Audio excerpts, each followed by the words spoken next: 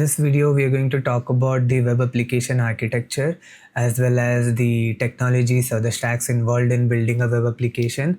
You need to understand the technologies involved so that you can align your pen testing approach accordingly. Let us first start with understanding the web architecture.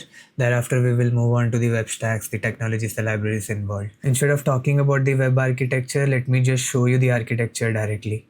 Here I have this application running on port 8080. It is running locally. I built this application. If we click on the Vapalizer extension, we are able to see the technologies involved or the stack involved in building this web application. It is using Express Web Framework, and Node.js is the runtime, and Nginx is the web server. Right. So these are the stacks involved. It is running in Docker. There are 3 containers, one for the web server and one for app server and one for the SQL database, PostgreSQL. Let me also show you this in a diagrammatical manner. I'm going to draw out what we just saw on the screen.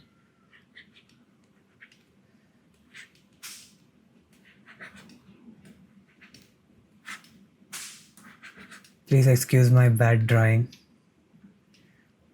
So the first component is Nginx. It is acting as a web server. The second component is Node.js. Express is running on it, Express framework. This is our app server. And then our app server is communicating with the PostgreSQL database server. So this is a 3-tier architecture. It could have also been the case that we could have skipped Nginx web server in our implementation and could have gone with only Node.js and Postgre. In that case, we would have had a 2-tier architecture.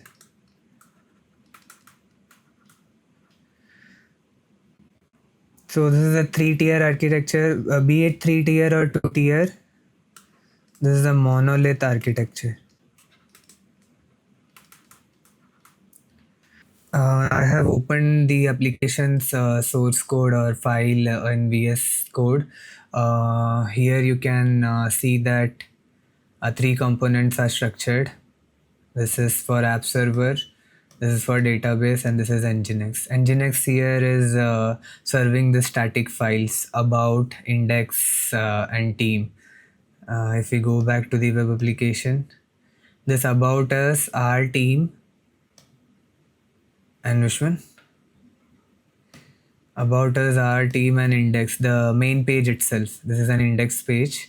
The main page itself is served by Nginx, but this products page and login page is handled by Node or Express. We can actually see the code level implementation of that. Let me go into the server.js file. This is of Node.js. See, we have imported the Express framework. Remember, we saw this in the Vapalizer Express. It is because of this importing we are seeing the Express in Vapalizer. Now talk about the pages. This is the dynamic product page. And this is the login page. The point being, web server handles static pages and app server handles dynamic pages. What do I mean by static and dynamic? Static pages stay the same. They don't change as such, and dynamic pages change as per the user input. So dynamic pages, this is server.js is something which creates that dynamic pages as per the user input. So this dynamism comes because of that change.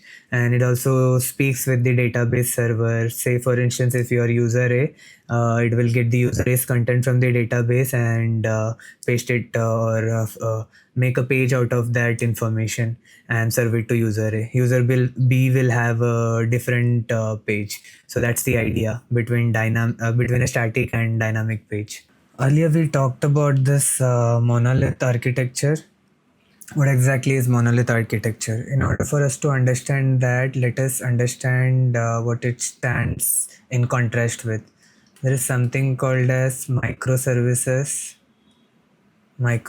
architecture. We'll be looking at it now.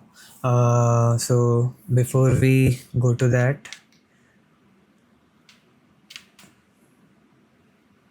let me just rub the screen. So we had this page, right?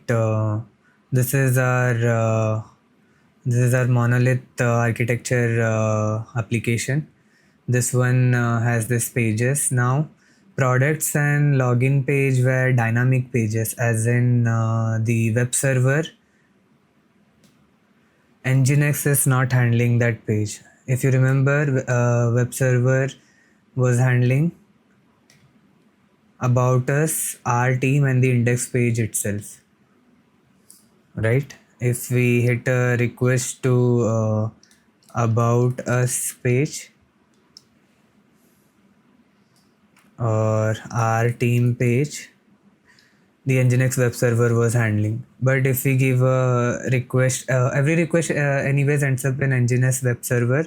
But if you are hitting a request to products page, this request will be routed to app server, right? And app server will provide that page.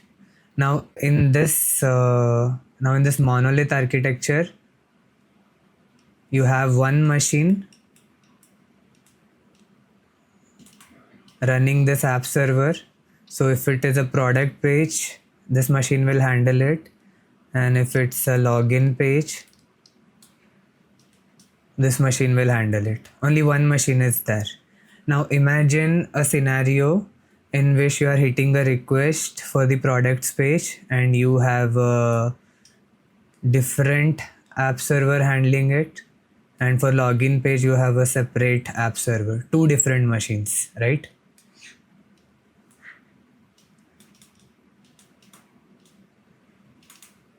That is nothing but microservices. So in microservices you have they call this product as one service and login as a different service. Combined they become microservices.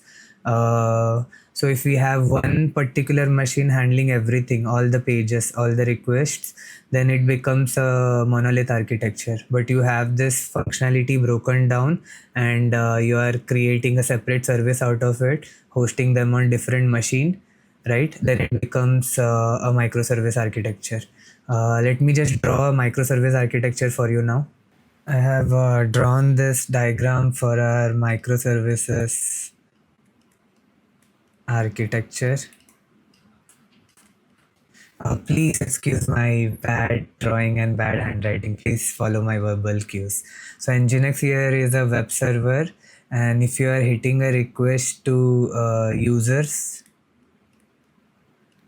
Nginx will route to this machine. And if you're hitting a request to products, right, products endpoint, Nginx will route the request to this app server. So two different app server or instances. So when I say machine, it need not be a separate machine, but it could be something, a service which is hosted on a different port. Let me show you the application. So this is the demo application that I've built to demonstrate microservices architecture. So this is that users service and product service. So if you hit the users endpoint, it will go to a different Node.js service which is hosted on a certain port, and product service which is hosted on a different port. I'll show you the code. This is the code for this particular application. Here, let me Yeah, so gateway is our nginx. So if we go to the conf file, this is the conf file, you'll be able to see that for users endpoint, we are asking it. Here it is shown that the users endpoint is hosted at port 4001. This is the internal Docker network, and product service is hosted on port 4002. So this is what I mean by separate machine. You could have separate machines, separate containers, but if you are separating the code bases, as in separating the services, you have this microservices architecture. So why are we even bothering learning this stacks or technologies? The reason being, this technologies or the stack can have unique vulnerabilities associated to them, and you should know that there are so many components which come together to create that web application, and this individual components can have unique vulnerabilities associated to them, and that's why it's important to understand the stack. So when you're doing a pen testing, you'll only be given an IP address or a domain name, and it becomes your responsibility to find the stacks involved, the kind of app server or the kind of database the application is running on, the kind of libraries the application is running on, and any one of them could possess some inherent security issues. So let's see one such security issue found in the vulnerable version of jQuery. jQuery is a JavaScript library. We'll be exploiting that now. So I have this web application running in the port 8081. This particular application is using the jQuery library version 3.4.1, and this particular version is vulnerable to the CVE. What do I mean by that? Let me show you an example. I have this payload with me. If I enter it here and press enter and click on append via HTML, I'll get an XSS pop-up. This is an indication of this particular application is vulnerable to XSS, and that was made possible by this jQuery version. Now let me show you the code here. We can literally just change this version. If I turn off my Docker instance and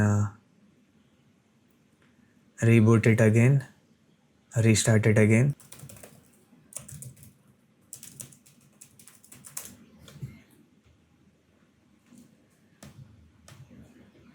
We have the same application, but now we have jQuery 3.5.0.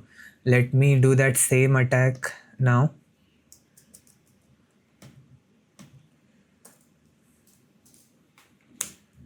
And click on append via HTML, and this time there is no pop-up. So that is my point. As per the version or as per the technology, as per the stack that the application is running on, you could have unique vulnerabilities associated to it. So as a pen tester, it's important to understand the architecture and the stack, the library, the works. So that's it for this video. We will be continuing on the next one, and we will dig into further web vulnerabilities and further learnings. Thank you so much for watching.